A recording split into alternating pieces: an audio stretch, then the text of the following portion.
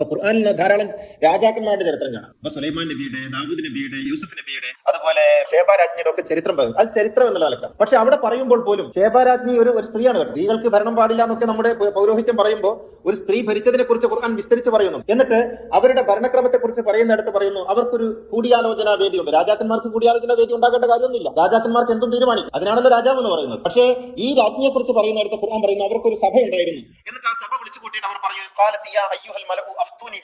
അല്ലയോ പ്രഭുക്കന്മാരെ, നിങ്ങൾക്ക് പറയാം ഈ കാര്യത്തിൽ എന്താണ് തീരുമാനമെടുക്കേണ്ടത്. എന്നിട്ട് അവർ പറയുന്ന അടുത്ത വചനമാണ് വളരെ പ്രസക്തമായത്.